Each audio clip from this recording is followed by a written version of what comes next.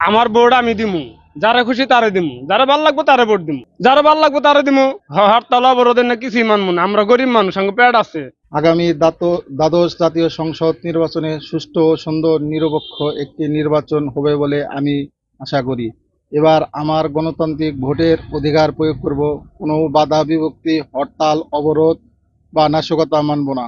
আমরা উৎসব মুখর পরিবেশে ভোট কেন্দ্রে যাব এবং আমার পছন্দ প্রার্থীকে ভোট দিব। যে নিষ্ঠা সৎ একটা ব্যক্তি নির্বাচিত হয়ে আসে, সেজন্য এই গাঁঠাইলবাসীর জন্য কাজ করতে পারে। গাঁঠাইলের যে সমস্ত শিক্ষা, স্বাস্থ্য, শিল্প, যেমন সাগর দিয়ে একটা আমাদের এলাকা আছে, ওইখানে আপনার শিল্প কারখানা গড়ে তুলতে পারবে।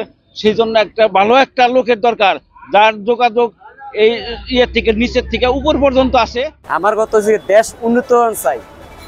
এখন মনে করেন যে দেখা গেছে কি সবকিছুর দাম বাড়াই দিতেছে কিন্তু কমে না। তাহলে আমরা গরিব মানুষ কয়টা ভাড়া মারি আর কি কিস্তি দেমু না পেট বাঁচামু? আমার সংসারের মধ্যে 5 টাকা খাউন না মানুষ, তাহলে আমি কিভাবে সংসার চালাবো? আমি ওই চিন্তা ভাবনা ইলেকশন নিয়ে আমার এত একটা চিন্তা ভাবনা পানা ভোট দিয়ে দেবো, ঠিক আছে? সেটা আমি ভাই জানি না, আমি দেশের বাড়িতে নাই, আমি কি করে জানবো? এখন আমি আছি বর্তমান চট্টগ্রামে। এখন তো বর্তমানে আপনার মনে করেন যে আমাদের মৈশালী ইউনিট থেকে চান্দিনা ইয়ের থেকে দাঁড়াইছে পানগোপাল, তাহলে পানগোপালটা আমরা দিতে বাধ্য, কারণ সে আমার চান্দিনা থানা। আমি আসলে শিওর জানি না ভাই, আমি পছন্দের প্রার্থীও বলতে পারবো না। আমি নির্বাচনের সময় ভোট দিয়ে চলে আসবো যদি সুস্থ নির্বাচন দেখি। বিষয়টা বলতে ওনারাও যেহেতু আসলে দাঁড়াচ্ছে না, এটা অবশ্যই সুস্থ নির্বাচন বলা হচ্ছে না। সেটা আমরা নির্বাচনের দিনই দেখব এটা কিভাবে নির্বাচনটা হবে। আসলে আমি এটা সুস্থ নির্বাচন দেখতেছি না, ঠিক আছে? সে নিজে যদি নির্বাচন ভোটার হয় বা আমরা ভোট দিতে যাচ্ছি, এটাকে সুস্থ নির্বাচন বলে না। নির্বাচনের তফসিল ঘোষণার পর থেকে গত 28 তারিখ থেকেই ওরা জ্বালা পোড়া শুরু করেছে। ওরা গাড়ি ভাঙচুর করতেছে, ওরা মানুষ পুড়াচ্ছে, ওরা পুলিশ মারি ফেলতেছে, ওরা গরু ছাগল মারি ফেলতেছে, ওরা যারা ব্যবসায়ীরা কাঁচামাল নিয়ে আসতেছে ওই গাড়ি জ্বালিয়ে দিচ্ছে এবং দফায় দফায় হরতাল দিচ্ছে। ওরা এগুলো কেন করবে? ওদের যদি নির্বাচনে আসার জন্য দরকার হয়, নির্বাচনে আসুক না। ওদের যদি সাপোর্ট থাকে, ওদের যদি জনগণ ওদেরকে ভোট দেবে যদি মনে করে, জনগণ যদি ওদের পক্ষে থাকে, দেশে 16 কোটি মানুষ আছে, 1 কোটি মানুষ যদি ওদের কাছে সাথে থাকে, তাহলে নির্বাচন আসবে না কেন? নির্বাচনে আসছি তোমরা লড়াই করো না, দেখিয়ে দাও না, জ্বালা পোড়াও না করে, হরতাল না দিয়ে, অবরোধ না দিয়ে, এই জামাত শিবির রাজাকারকে সাথে নিয়ে এগুলো না করে নির্বাচনে আসো। নির্বাচনে দেখো, ভোট করো, কে কাকে ভোট দিয়ে দেখো, কে আওয়ামী লীগ ভোট পাই না তোমরা ভোট পাও, কে পাই তোমরা দেখো না।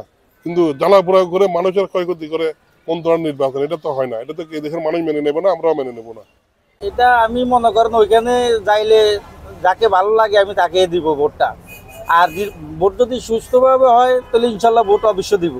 এটা আমি ভালো দেখতেছি না, কারণ এটা দেশের জন্য অনেক ক্ষতি করতেছে। এটা দেশের জন্য অনেক ক্ষতি হইতেছে, কারণ এখন তো বর্তমানে মনে করেন এভাবে চললে তো আর হবে না, দেশকে সুস্থ থাকতে হবে। আর মনে করেন এখন যেভাবে আছে এইভাবে থাকলে আমি মনে করি যে সবচেয়ে ভালো হবে। নির্বাচন যেভাবে যদি সুস্থভাবে হয় তাহলে ইনশাল্লাহ আমরা ওইখানে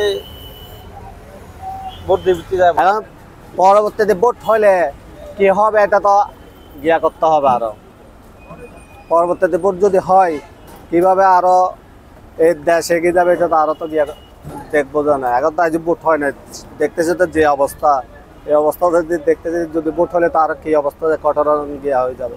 এখন জিনিসপত্রের দাম বাড়াই দিছে আরো, এখন আমরা পান এগুলো সব কিছুর দাম বাড়তি, আমরা তো এখন কি করবো? এই নিয়ে নির্বাচন হবে না, কিছু হবে কিছু জায়গায় হবে না, কিছু হবে না। এই জন্য সব জায়গায় এরকম একদল থেকে হবে, একদল কিছু আছে নাকি ডিভিশন নাই। আন্দোলন চলবে না, আন্দোলন চলবে, করতেছে আন্দোলন চলতেছে, বিভিন্ন করতেছে, মারপিট করতেছে, এরমেরি সব জায়গায় হবে। সংবাদ, ফিচার ও অনুষ্ঠানের জন্য ভিজিট করুন সংবাদ প্রকাশের ওয়েবসাইট এবং যুক্ত থাকুন ফেসবুক পেজ ও ইউটিউব চ্যানেলের সঙ্গে।